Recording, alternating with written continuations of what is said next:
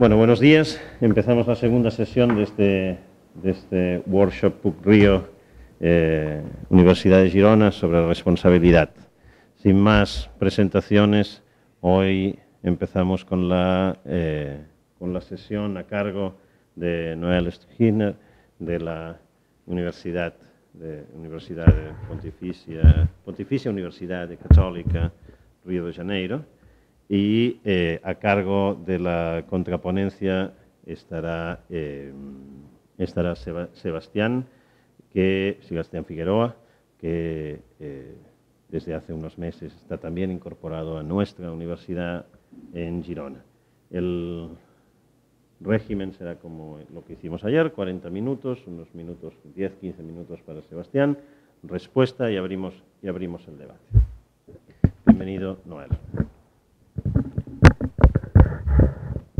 Bom, como não poderia deixar de ser, eu começo agradecendo pela hospitalidade incrível com a qual nós sempre somos recebidos. Já é a segunda vez, né, que nós estamos aqui. O grupo de Girona já esteve no Rio uma vez e sempre as trocas foram fantásticas. Eu pensei em fazer a minha apresentação em catalão, mas como o Sebastián é chileno e está aqui só há poucos meses, eu achei que não seria justo com o Sebastián, então eu vou fazer a minha apresentação em inglês para facilitar a compreensão. O título, the title of my paper is Tossing Around Intuitions about Tossing Dwarves Around. It is an attempt to do some work in experimental philosophy of law, my first attempt to do some work in experimental philosophy of law, and it's still a work in progress. We're still undergoing the experiments, so as of yet, I'm still not committed to everything that I say on the paper that I handed to you. Sí. My main aim is to investigate whether legal decision-making is subject to certain paradoxes, more specifically to the abstract and concrete paradox and to the paradox of order effects. And here I'll be investigating more specifically the principle of human dignity and trying to see if the principle of human dignity is subject to these paradoxes. In order to start out my presentation, I would like to borrow and adapt an analogy that was used by Joshua Green. Maybe some of you are familiar with Joshua Green's work. He works in the psychology department at Harvard and talks about the trolley dilemmas and things like that. And he has been presenting an analogy in his talks, and it's the camera analogy. And the camera analogy goes somewhat like this. He uses the camera analogy in order to explain how we make judgments in general. More specifically, he uses the camera analogy in order to explain how we make moral judgments. And even more particularly, he uses the camera analogy in order to explain his dual process theory of moral judgment. I will not use the analogy in exactly the same way as he's using it, but I will adapt it in order to explain legal decision-making. So the analogy goes like this. He asks us to think about a sophisticated camera. These contemporary sophisticated cameras that have a lot of automatic settings in them. And usually people buy these cameras because these cameras make their life easier. If you want to take a picture of Diego, you put the camera on portrait mode and you take a picture of Diego. If you want to take a picture of the mountains, you put the picture in landscape mode and you take a picture of the mountain. If you are in Rio de Janeiro in the final of the World Cup and Brazil is playing against Spain and you want to take a picture of the match, you put the automatic setting in sports mode and you'll take a pretty decent picture of the game. So these sophisticated cameras that have these automatic settings that are present, and they make life easier for the photographer, especially for the photographer who is not very skilled at taking pictures. But there are situations that will show up that were not anticipated by the manufacturer of the camera, right? And so for these situations, the automatic settings, they will not work. There are also cases that might show up that were anticipated by the manufacturer of the camera, but because you think you're a very skilled photographer, you would do much better if you were able to have the liberty to set up the camera your own way. So gladly, these cameras don't just have automatic settings. They also have a manual mode, right? So on the second picture, we see the camera set on the manual mode, right? And you can use the manual mode, and in the manual mode, you have the flexibility to take the picture the way you think is more fit or more adequate. So if you want to do something fancy with the photograph, if you want to take a photograph of a case that was not anticipated by the manufacturer of the camera, you put the camera on manual mode, and then you do all the setting up of the light and everything else. And according to Joshua Green, this is pretty much how we make judgments, and specifically that's how we make moral judgments. Sometimes we make moral judgments by making use of automatic settings. We have quick automatic reactions to certain situations, and we make a moral judgment. And sometimes we shut off the automatic settings and make decisions based on the manual mode.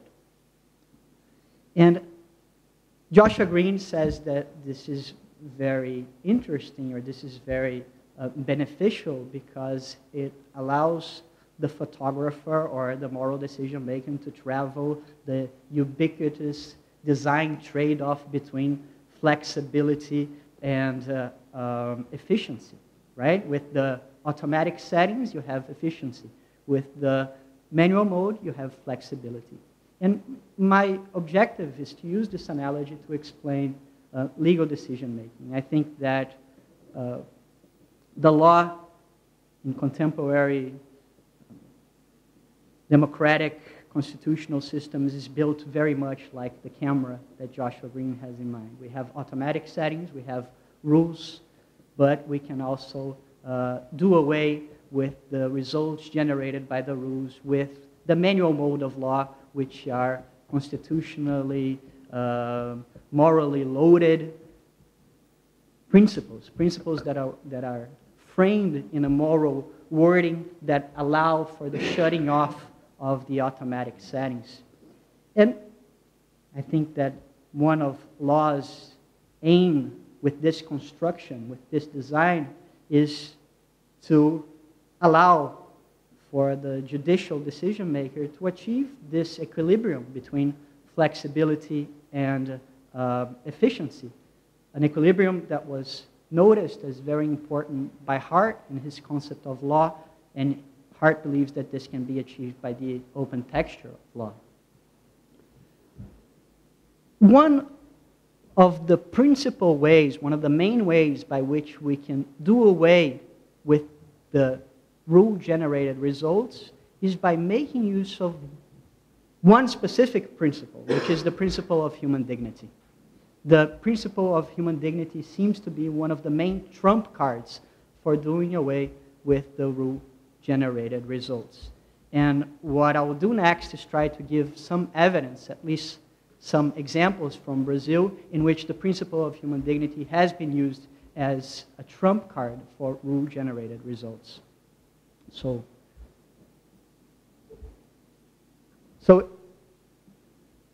in Brazil, the unified health system establishes through a rule-based mechanism what are the treatments, what are the medications, what are the medical procedures that should be covered by the government.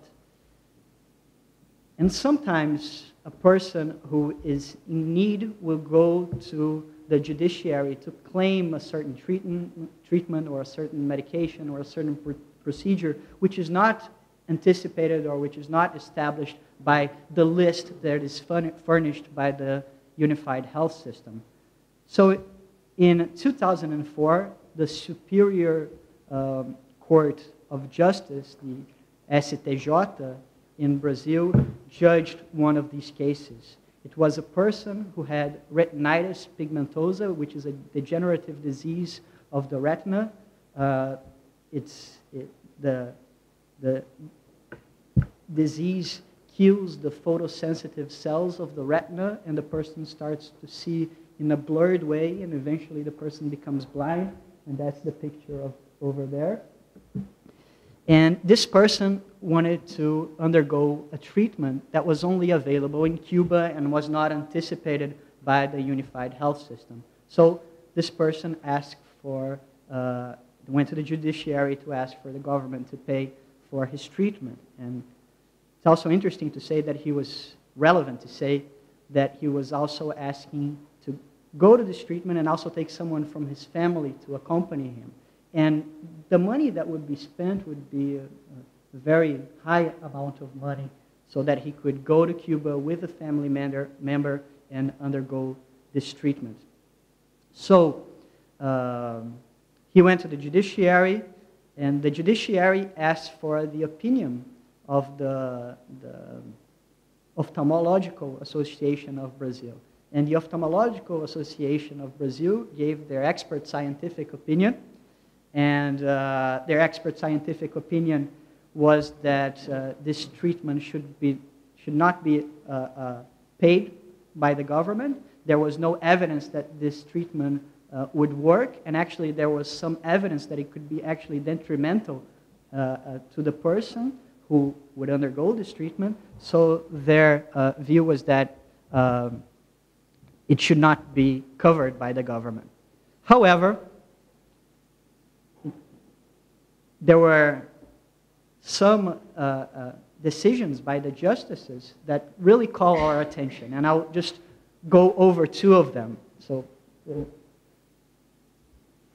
this is Justice Delgado from the Superior Court of Justice, and this is his full decision. Believe it or not, this is what he had to say about the case.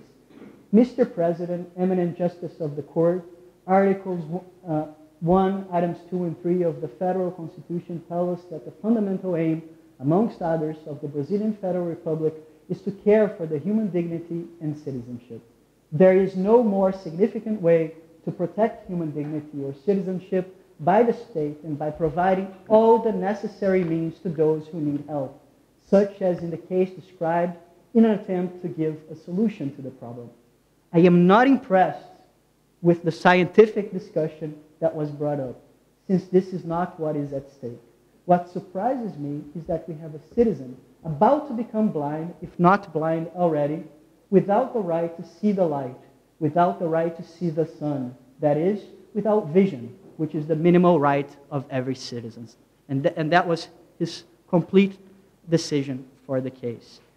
And a second decision goes the following way.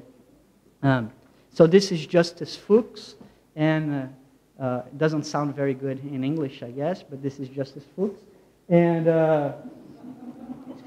I'm sorry.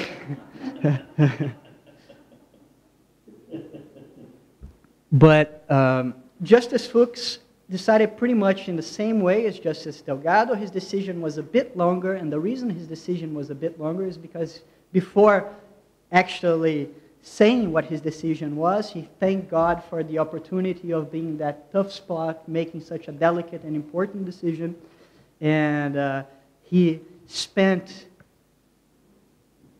maybe 2 or 3 sentences rejecting the expert opinion of the Ophthalmological Association of Brazil with the following argument, saying that under God, everyone is fallible.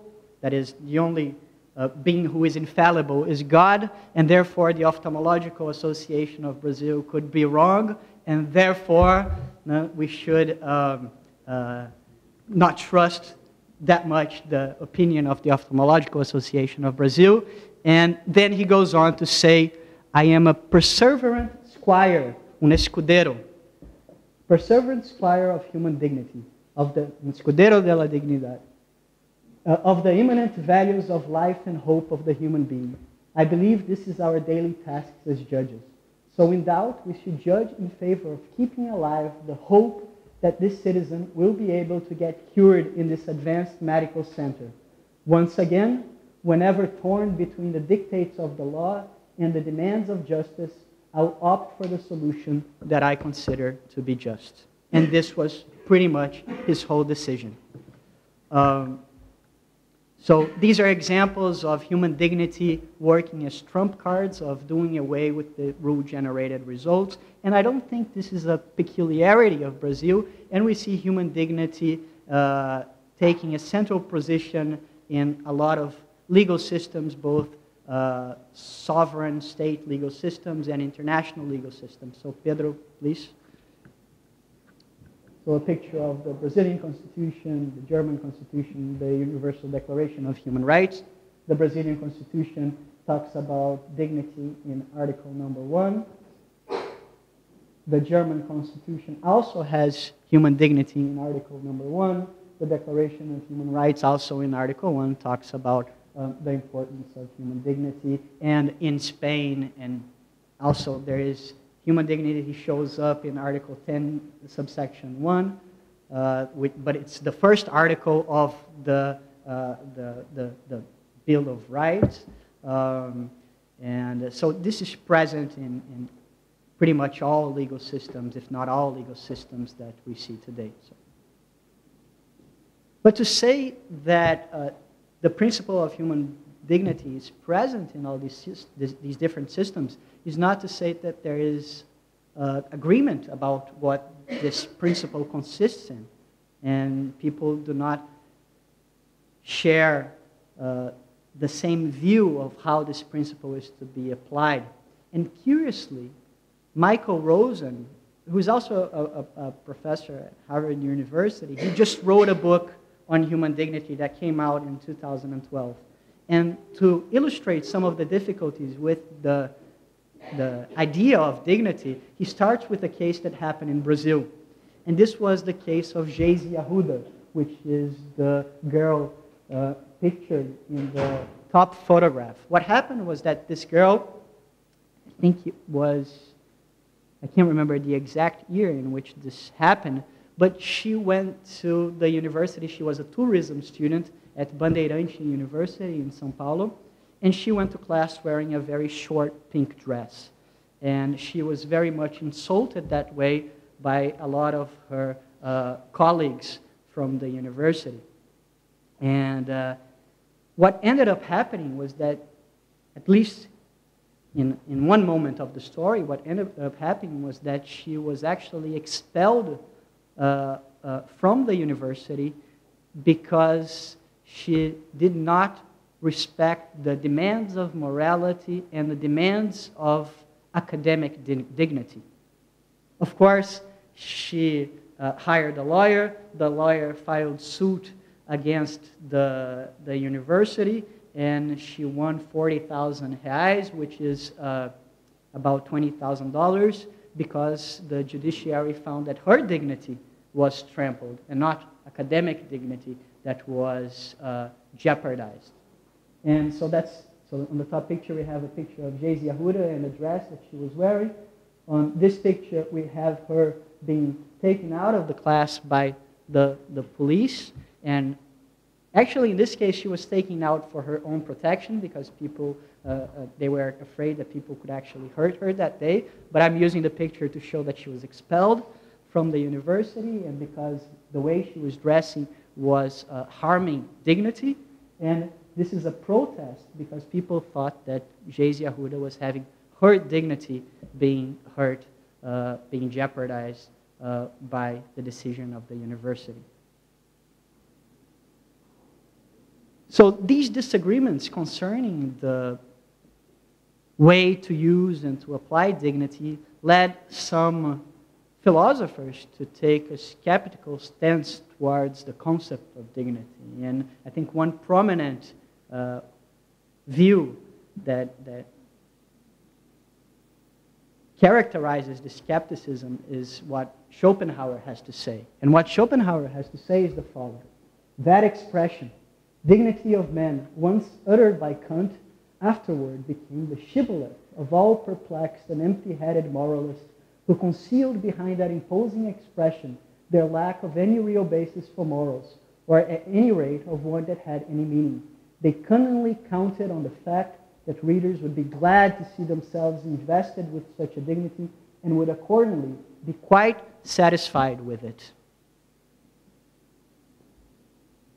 So we have to ask ourselves if Schopenhauer is right. Is the concept of dignity an empty concept? How do we go about trying to grasp or understand the meaning of dignity? And Michael Rosen has a proposal of the way we should go about trying to investigate the meaning of dignity and the concept of dignity and trying to untangle this concept which is very contested. And he says the following: to untangle the idea of dignity, the best way, I think, is to reach back to its roots. And these, like all concepts of significant interest in political life, are historical. And I don't think that, for my purposes, the best way is to investigate the history of the concept.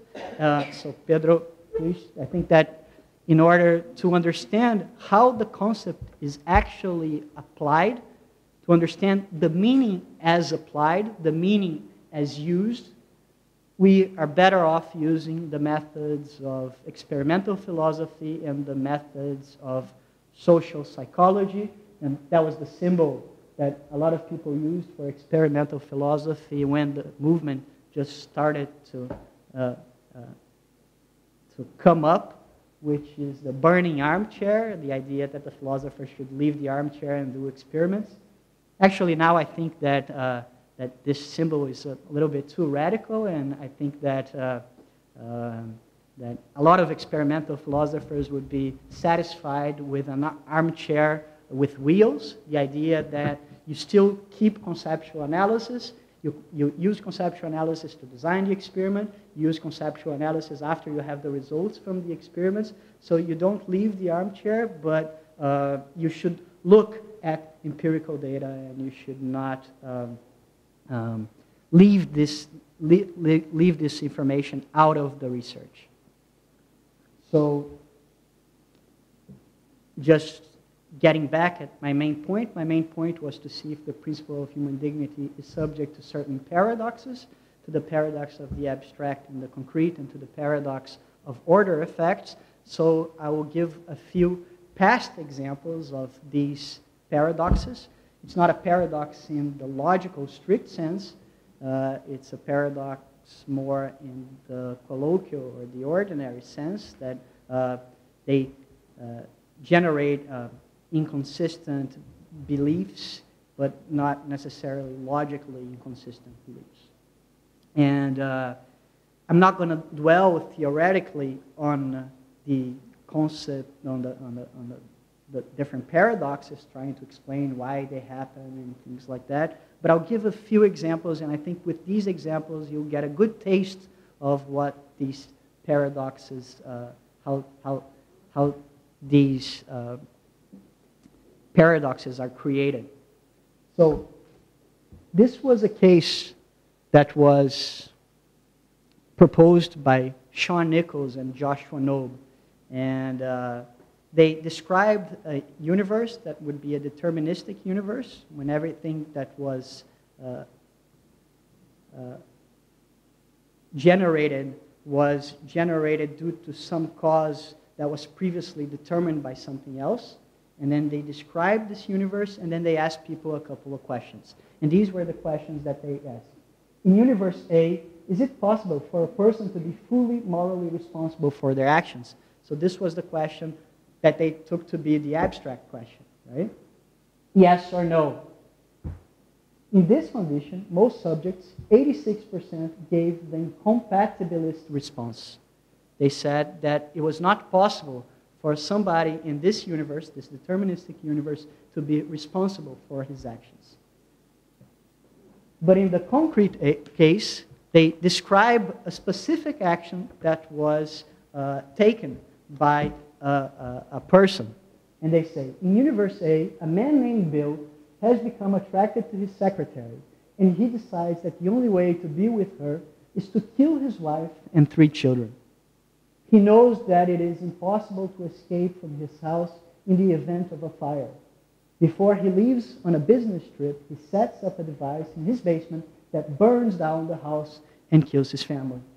Is Bill fully responsible for killing his wife and children? Yes or no? And in this case, most of the subjects, 72%, gave the compatibilist response.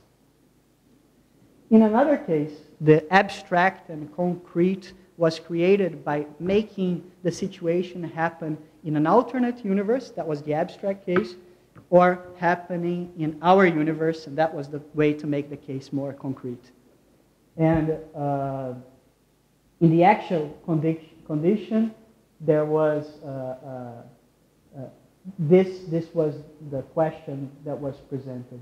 Many eminent scientists have become convinced that every decision a person makes is completely caused by what happened before the decision. Given the past, each decision has to happen the way that it does. These scientists think that a person's decision is always an inevitable result of their genetic makeup combined with the environmental influences. So if a person decides to commit a crime, this can always be explained as a result of past influences. Any individual who had the same genetic makeup and the same environmental influences would have decided exactly the same thing. This is because a person's decision is always completely caused by what happened in the past. And then in this concrete condition, they ask if a person should be responsible for his actions. And people will say that in the concrete condition, he should be responsible, but in the alternate condition, which is the same thing happening in an alternate universe, that the person should not be held responsible for his actions. And finally, a last example is an example that's discussed by Slovik, and it reveals what he calls the identifiable victim effect. And Slovik talks about situations of donating money to the poor, right? And he compares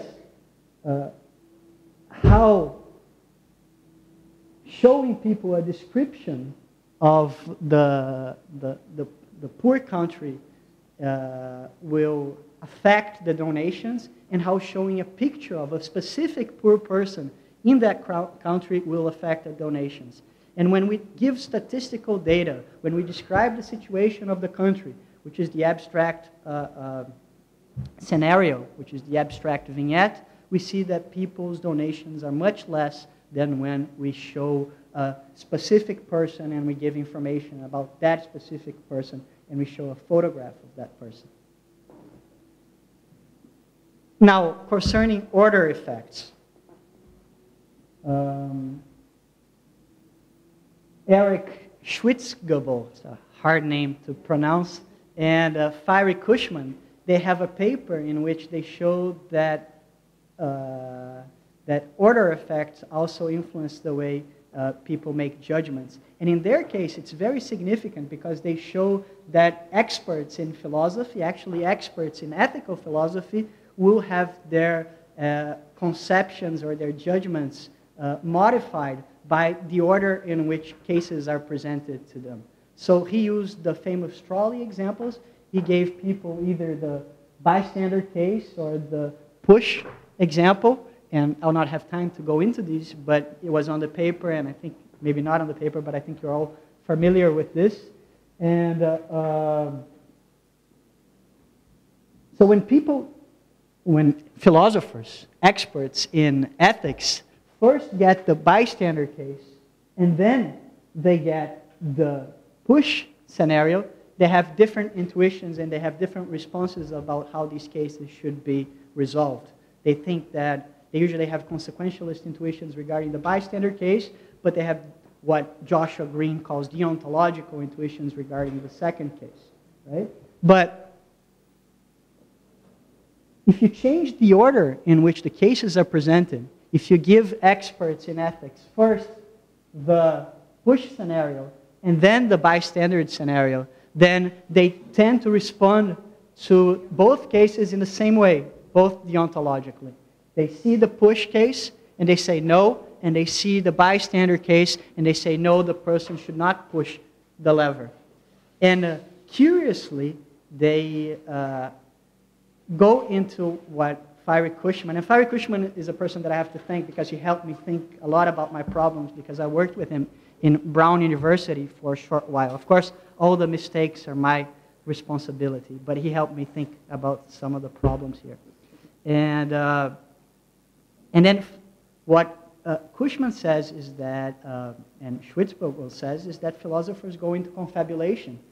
Philosophers who get this case, they will not adopt the principle of double effect, while philosophers who receive the first order of cases, they will adopt the principle of double effect in order to explain. So it's very much contingent. It depends in the order in which they get the questions and in which they get the vignettes. Right? The principles, the philosophical principles they endorse, depends on the order in which they get the questions. So my idea was to test this, and I wanted to use a real case. I mean, I don't have anything against the fruit fly examples that are used by philosophers, but philosophers are frequently attacked for using examples that don't occur in the real world. But in law, we have a lot of examples that can be used and that actually occurred, and then we cannot be charged for using examples that no one is actually interested in, or that are examples that are too far-fetched to ever happen. Right? So I decided to use the dwarf tossing case, which probably all of you are familiar with, so just a very short description of the dwarf tossing case. So this happened in 1991 in France. There was a little person, I guess that's the politically, I just found out that maybe this is the politically correct way to talk about dwarves. And so a little person was being tossed. The name of the little person was Manuel Weikenham, and he was being tossed in a bar because dwarf tossing was an activity that happened in a lot of bars in France.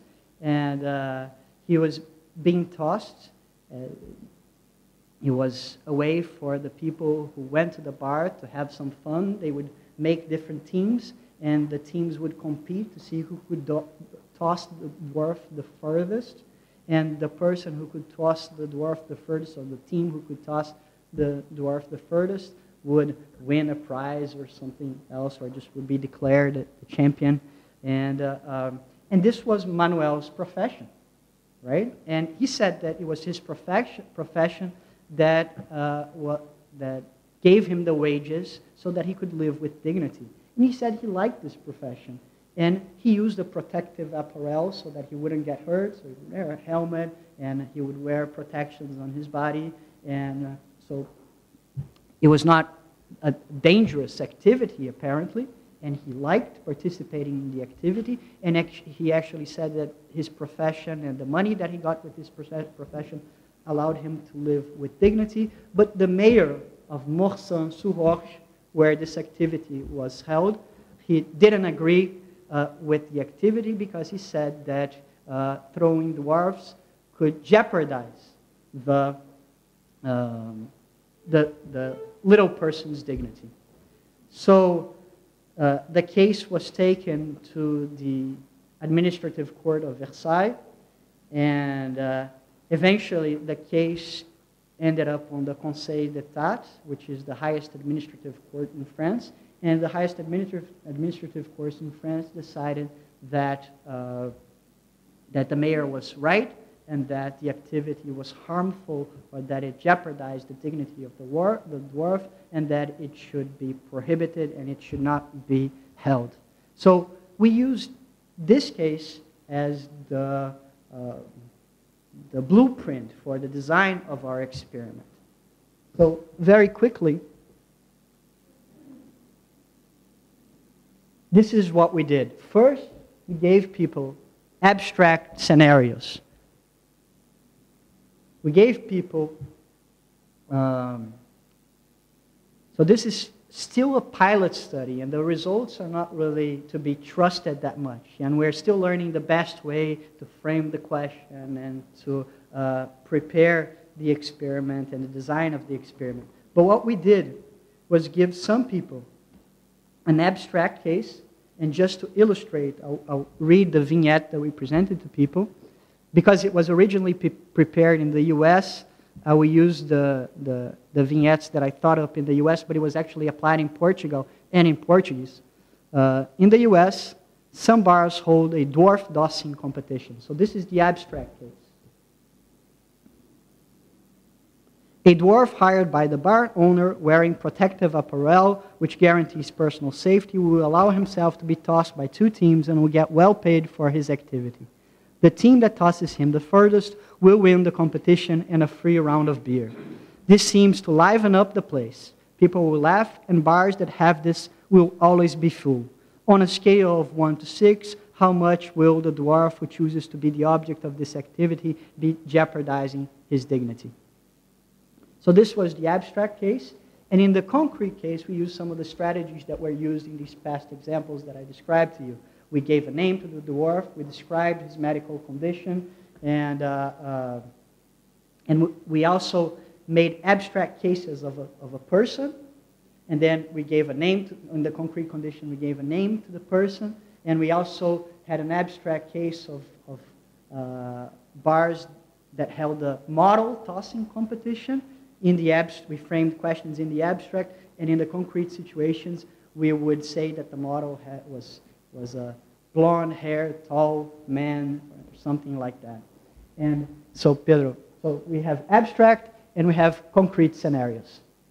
An abstract person scenario, a concrete person scenario, an abstract dwarf scenario, a concrete dwarf scenario, an abstract model scenario, concrete model vignettes. And we also tested order effects.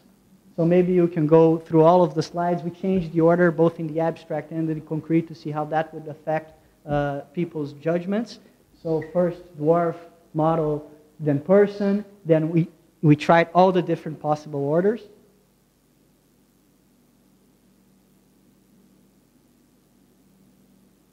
So just very quickly, what were some of the results? The results were that we did find some asymmetries. And again, these results are not to be trusted because it's still the pilot study. It's still very informal, but it suggests that it's worth investigating further. And what we find is that people in the concrete cases, at least in the person case and the dwarf case, people seem to think that the dwarf's dignity was jeopardized more in the concrete than the abstract. Curiously, in the model case, we see the opposite happening. In the abstract case, people think that his dignity is highly jeopardized, but in the concrete case, we see a complete asymmetry and a significant asymmetry. People think that his dignity is not jeopardized at all, and in the question and answers, maybe I can talk about some of the hypotheses why this occurred.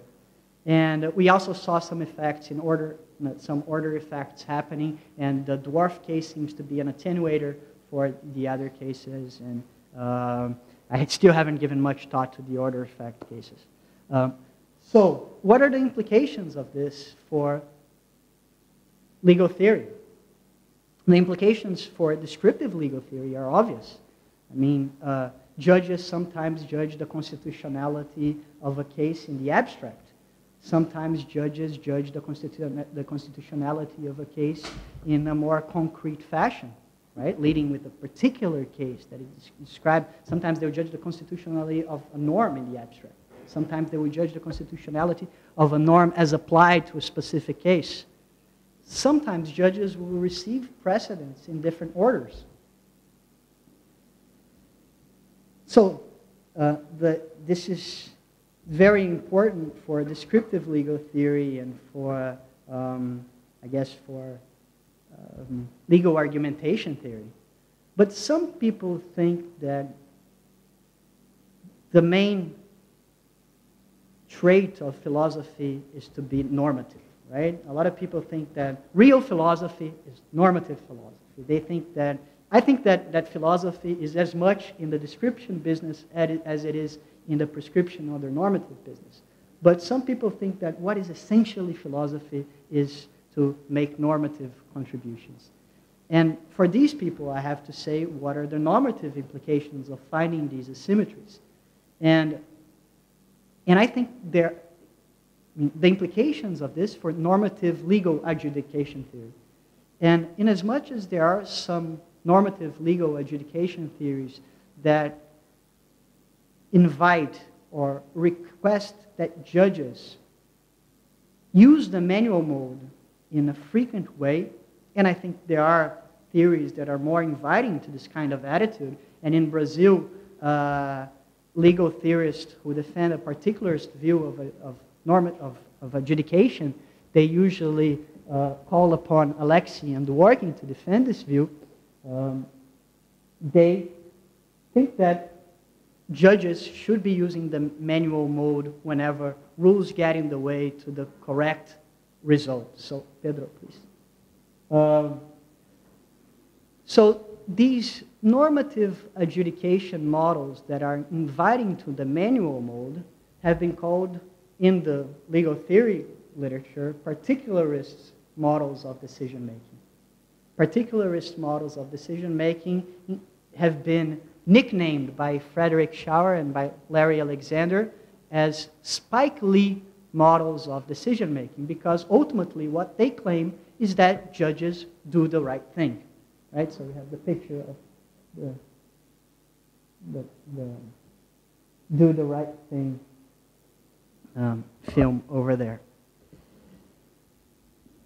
But if they claim that, if the particularist models claim that judges should be putting the law in the manual mode all the time, then we have to take into consideration how they decide when they put the law in manual mode. How are the judgments that they come up with when they put the law in manual mode? And I think we have good reason to think that judges are very inconsistent when they use the law in manual mode, and they probably don't realize that they are being that much inconsistent when they put the law in manual mode. And they don't realize what is affecting and what is generating all this inconsistency. So, Pedro, so if we have good reason to think that the Spike Lee model will turn into what I call the Sinatra model, which is the I did it my way model, even if my way is the dead, inconsistent way model, then we have good reason, perhaps, to suggest that the law should not be put in the manual mode so often. And just to conclude, and not to take any longer, I'll read the conclusion from the paper. That human dignity is a highly disputed concept is something everyone knows already. We bring nothing new to the table by recognizing that there are profound disagreements concerning its use among different people. To be clear, to say that its use is disputed is not yet to assert that it has no meaning, but that people attribute different meanings to it. Regardless of what meaning is correct or not, and I don't want to go there, it would be more surprising to find out that the same people apply the principle in inconsistent fashion. This is exactly what was done here. What this research is trying to show by testing the susceptibility of the application of the principle of human dignity to the abstract and concrete paradox and to order effects is that there is not only intersubjective disagreement, but that intrasubjective inconsistencies are also present. Intra-individual inconsistencies are more pernicious. The pervasive presence of disagreements, not only amongst different people, but also inside the same subject, does call into question the very possibility of giving meaning to the concept. It seems that it is not just a case of having many meanings, but of the concept having any meaning at all. Additionally, the factors that seem to influence the application of the principle, the level of abstractness or concreteness, or the order effects in which cases are presented, appear to be morally irrelevant. In sum, if judges are not as consistent as we believe they are or should be, then we need to take the question of whether they should be changing from automatic to manual mode, then we need to retake the question of whether they should be changing from automatic to manual mode so often. So if we are correct about what our experiment is saying, then I guess in the end we can make Schopenhauer smile. Okay, thank you.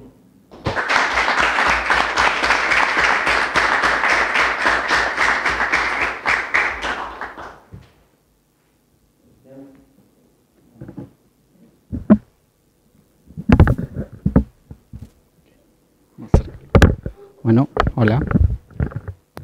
Gracias por la invitación, Jana. Gracias, Jana, por la invitación, Adrián. ¿Sí? Le agradezco la confianza. Yo soy un recién llegado para comentar un trabajo tan bueno como el de Noel. ¿Sí? Lo que voy a comentar, básicamente, yo lo considero algunas especulaciones, más que convicciones, sobre cómo enfrentar algunas de las cosas que nos propone Noel. Y lo veo como ciertas ideas complementarias que pueden ayudar a, tal vez a clarificar, espero, si no ponerlas en la discusión, ¿cierto? Estas cuestiones que ocurren con el concepto de dignidad, ¿cierto? Y con el modo en que queremos entender y enfrentar la forma en que los jueces deciden y cómo diseñamos nuestras instituciones, ¿cierto? Entonces, lo que quiero hacer es hacer algunas lecturas en torno a estos dos problemas que mostró Noel, ¿cierto? El desacuerdo intersubjetivo, ¿sí? Y la inconsistencia intrasubjetiva, ¿sí? Al momento de usar el concepto de usar el término dignidad. ¿Sí? Entonces son dos cosas básicamente las que haré. En primer lugar, trataré de ubicar el uso de este término, hablar un poco de cuál es el contexto en el que parece ser que las discusiones tratadas en estos juicios, ¿sí?, tiene sentido, y cuáles son las implicancias del contexto en el cual el uso del término, ¿sí?, se vuelve problemático. En este sentido, tal vez me voy a acercar más al trabajo de Rosen, ¿sí?, y por eso tal vez puede ser complementario. Para esto seguiré alguna idea de Tugendhat. Y en segundo lugar, haré algunas, si bien no conozco mucho filosofía experimental, algunas cosas que me llamaron la atención y que pueden servir para discutir especialmente el caso que, como ustedes lo trabajan. Bueno, lo primero, el ámbito de la dignidad, como les dije, ¿sí? Bueno, acá voy a tomar algunas cosas que Noel señaló, ¿cierto? Pareciera ser que la noción de dignidad, ¿sí?, se vuelve problemática al cumplir ciertos roles importantes en documentos que también consideramos políticamente importantes, ¿sí? Adelanto que lo que yo creo que el lugar donde se discute tal vez la dignidad es un lugar más relacionado con la política, con cuestiones de justicia distributiva, etcétera, ¿sí?, más que tal vez cuestiones puramente morales. Es difícil hacer la distinción entre las dos cosas, estoy de acuerdo, tal vez eso lo podríamos discutir, ¿sí? Entonces, los artículos que señaló Noel, si ustedes se fijan, siempre es el primer artículo y están los preámbulos de las declaraciones, etcétera, y el rol que cumple es como el Estado, la comunidad internacional, etcétera, se compromete a proteger la dignidad humana, ¿sí? Y esto también lo vemos en los discursos de los jueces, es decir, yo soy un escudero de la dignidad, ¿sí?, y etcétera. ¿Sí? Esto creo que hay que relacionarlo con tres cosas ¿cierto?, de lo que ocurre desde el año 49, digamos, ¿cierto?, el 48 con la Declaración Universal de Derechos Humanos, la Constitución Alemana, etcétera. ¿Qué pasa en los últimos 70 años? ¿Sí? Bueno, en primer lugar, este rol importante la muestra como lo que, parafraseando la acta de independencia norteamericana, ¿cierto?, como una verdad autoevidente, es decir, como es algo valioso, es algo que hay que cuidar, ¿sí? Parece ser que todos estamos de acuerdo en eso, ¿sí? Sí, o sea, eran mismos tratados de derechos humanos creados en la Guerra Fría entre concepciones totalmente distintas del mundo, ¿cierto?, acordaban que la dignidad humana estaba ahí primero. Entonces, esa es una cuestión interesante. Ahora, el segundo punto está relacionado con esto, es decir, todos los que decimos que tiene que estar ese término en ese lugar, ¿sí?, no compartimos necesariamente una concepción del mundo común, ¿sí? Y aquí yo podría decir, incluso tenemos ideologías distintas, ¿sí? O también podríamos discutir que una ideología, pero acá yo asumiré, por ejemplo, supone una concepción completa del mundo en ideología, ¿cierto? Supone un compromiso emocional con ciertas verdades evidentes, entre ellas la dignidad humana que compartiríamos, ¿cierto?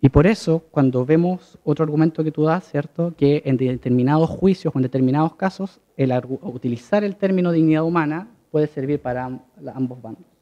¿Sí? Esto no es necesariamente conflictivo, pero tal vez es otra explicación para utilizarlo. Entonces, uno podría explicar la inconsistencia intrasubjetiva, ¿cierto?, de un modo político, como yo tengo el estándar de la humanidad, ¿cierto?, y por ende puedo enfrentar este caso, por ejemplo, diciendo que el orden público está primero, diciendo que en realidad la concepción del ser humano parte del individuo libre, etcétera, etcétera. ¿Sí? Ahora, el tema de las inconsistencias individuales. ¿Sí? Yo creo que así uno puede explicar, ¿cierto?, la idea del desacuerdo intersubjetivo. Ya. Cuando uno ve cómo se enfrenta el caso, ¿sí?, me da la impresión de que el ejemplo utilizado apela más, cuando habla de violentar la dignidad de la persona, ¿cierto?, apela más a la idea kantiana, de la que habla Schopenhauer, ¿cierto?, de la idea del individuo como fin en sí mismo, etc. ¿Sí? Es decir, se pregunta si la decisión del individuo violenta su propia dignidad. Ese es un poco el fin de la pregunta. Y ahí uno podría decir que si tratamos eso, si tratamos en este tipo de casos, para explicar este tipo de discusión del que yo hablé, concediéndome que es el ámbito de la discusión, ¿cierto?, podríamos decir que hay un problema, porque el caso no discute tal vez lo que sí se discute cuando estamos en estos juicios, ¿sí?, cuestiones de justicia distributiva, relación sujeto-comunidad, etc. Esa es como una primera cuestión de tal vez el caso se podría revisar en términos del ámbito de la discusión, si es que es así. Ya. La segunda cuestión que tengo con el caso, y esto sí, es otra cosa, y está relacionada con la metodología, etcétera, ¿cierto?, es, me voy a centrar más que nada en la discusión de la paradoja concreto-abstracto. ¿Sí? Conozco un poco más y en el texto me parece que estaba más desarrollado ese caso, ¿sí?, en el paper. ¿Por qué? Porque es interesante cómo determinar, ¿cierto?, esto ya es otra cosa, cómo determinar cuándo hay una relación concreto-abstracto, ¿cierto?, y cuándo hay fidelidad entre la relación, digamos, una relación interna entre el tipo y la instancia. ¿Sí? ¿Por qué? Porque si en una descripción de algo concreto yo incluyo otro tipo de consideraciones, ¿cierto?, que pueden influenciar en los compromisos que yo asumo cuando lo leo y cuando lo juzgo, ¿cierto?, podemos decir que en realidad no estamos juzgando el mismo caso, ¿cierto? Esto, ¿cierto?, comentamos, ¿cierto? Por ejemplo, me llamó la atención un paper de Mandelbaum y Ripley, ¿sí?, que analizan este tema en los casos de Noel y Nicholson, etc. ¿Se acuerdan del primer caso que mostró Noel de la paradoja concreto-abstracto, que señalaba que en un primer caso explicamos que el mundo está causalmente determinado y si en términos generales, ¿cierto?, y si los actos de las personas en este mundo causalmente determinado son o no son responsables las personas de los actos cometidos ahí, ¿cierto? Y la respuesta pareciera ser que no. Luego, cuando nos ponen en un caso concreto, hablan de un caso de una persona que, por ejemplo, mata a su familia, ¿cierto?, para escaparse con su amante. Entonces la pregunta es, en ese caso, ¿cierto?, en el mismo mundo, causalmente determinado, etcétera, solamente que en un caso concreto, ¿consideramos o no responsable a la persona? Y la respuesta es generalmente sí. ¿Sí? Lo que señalan un poco estas dos personas, Ripley y Mandelson, es que ese tipo de casos, el enfrentar así los ejemplos, ¿sí?, no es, digamos, inocente.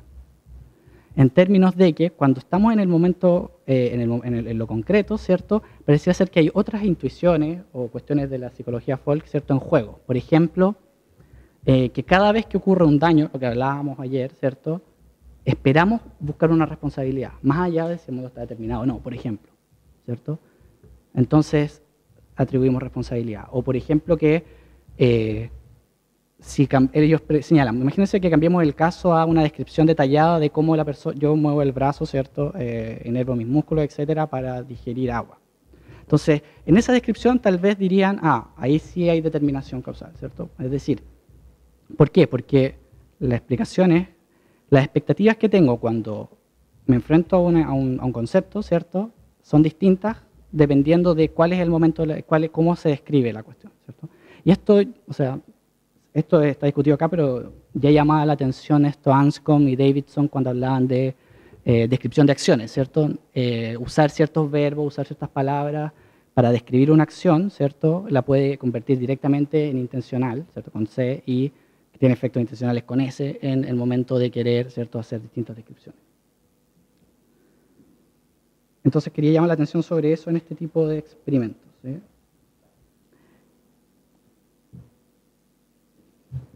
Y por último, para las consecuencias para la teoría legal, ¿cierto? Acá es mucho más especulativo todo lo que diré, mucho más aún. Si tomamos en serio esta posibilidad, ¿cierto?, de que la descripción hay que hacerla con cuidado ya en casos en que al momento de concretizar en realidad nos estamos comprometiendo con cosas distintas, ¿sí? Si podemos, por ejemplo, estudiar bien cada caso y ver que cuando describimos más concreto nos comprometemos a cosas diferentes, tal vez el particularismo ahí tendría un punto a favor, en el sentido de yo puedo ser sensible ante estas diferencias, ¿sí? Y si yo puedo explicitarlas, ¿sí?, yo puedo explicitar diferencias, tal vez yo puedo tener una teoría de la adjudicación mejor, ¿sí? Entonces, me refiero a que hay que tener cuidado con, por ejemplo, los resultados del experimento, porque si vemos que, como señalaste, que por lo menos en lo que va el experimento, cuando hablamos de nano y de persona en sentido genérico, ¿cierto?, cuando hablamos de modelo, las consecuencias son distintas, tal vez hay algo distinto en apelar a un modelo, en apelar a la descripción específica, etc., ¿sí? Y si podemos, y si tal vez tenemos un aparataje teórico que permita dar cuenta de esas diferencias, ¿cierto?, tal vez un particularista tendría un punto a favor, más que en contra, ¿sí?, en el sentido de que puedo dar cuenta de diferencias relevantes, que cambian los juicios de todas las personas.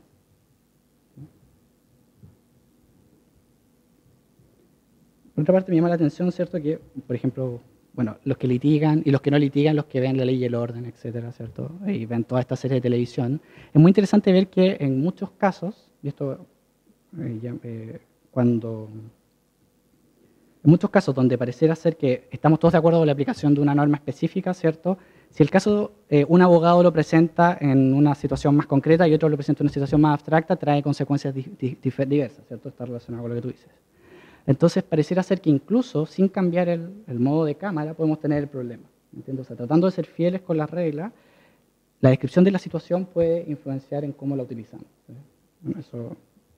Bueno, Shauer y Alexander no tendrían problemas con eso, con la idea de la subinclusión, ¿cierto? Pero, pensando en un particularista, ¿cierto?, yo pensaba en Klaus Günther, que critica también las lecturas de Alexis y Dworkin, ¿cierto?, que plantea que en realidad no se trata de renunciar a las reglas nunca, sino de que el discurso de aplicación de una regla es distinto al de su validación y por ende, al momento de aplicar la norma lo que tenemos que hacer es adecuarla a las circunstancias, ¿cierto?